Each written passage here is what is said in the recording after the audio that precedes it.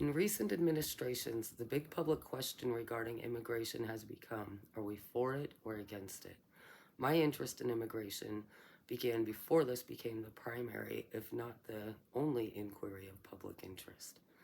My inquiries into immigration step backwards into some of the more complex questions regarding immigration policies, procedures, and post-resettlement success or outcomes, especially in the context of mass immigration, which is common to refugee populations.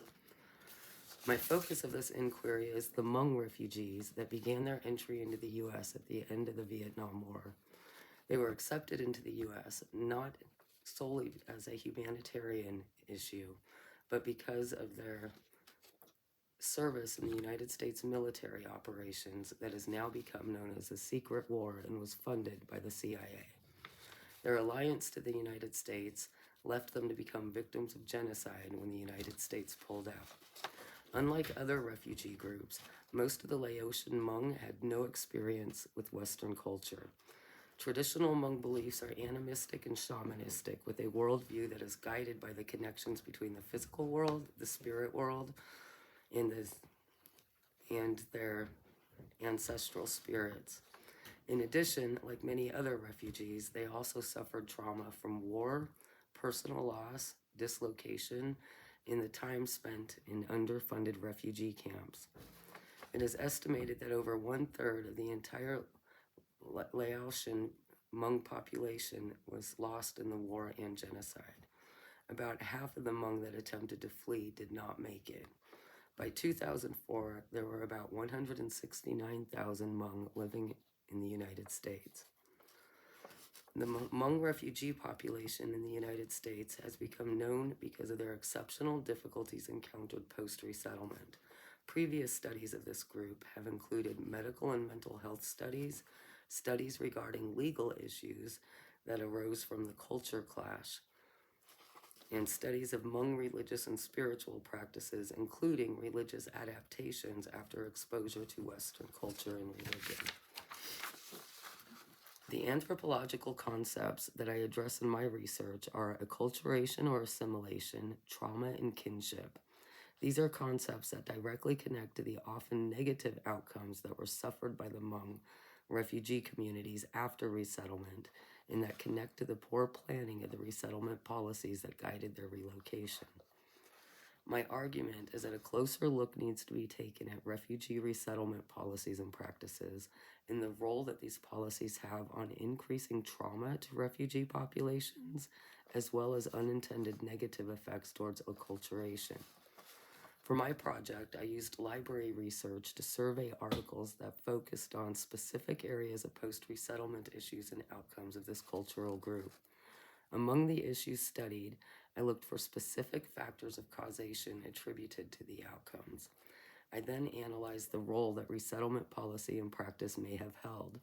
In all of my findings, potential causal factors could always be traced back to policies and practice, or could have been avoided by better planning and resettlement policy, usually in regards to developing a better understanding of the culture of the incoming refugee group and including these considerations when developing policy.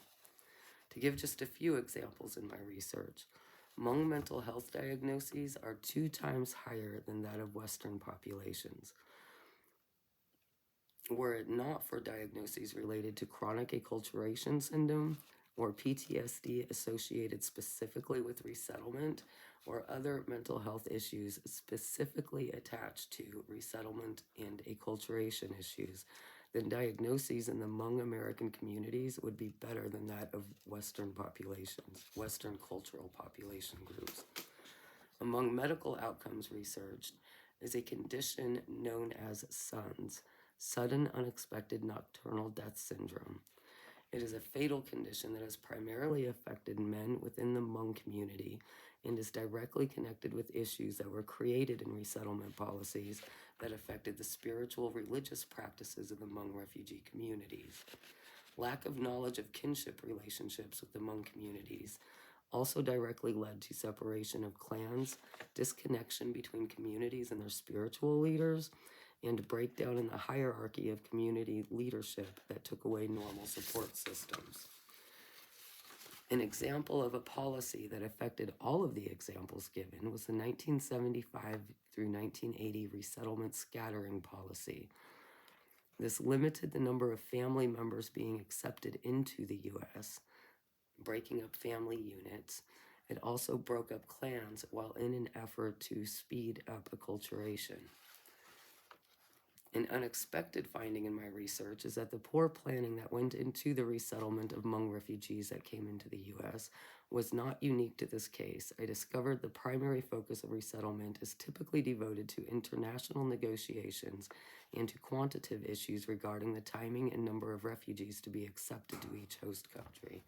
Comparatively little planning goes towards what happens to refugees once they are inside the border of the host country. I think this topic would benefit from future research that looks more deeply at how refugee resettlement policies are formed and how they can be better adapted by giving more specific cultural consideration to each unique population that is resettled.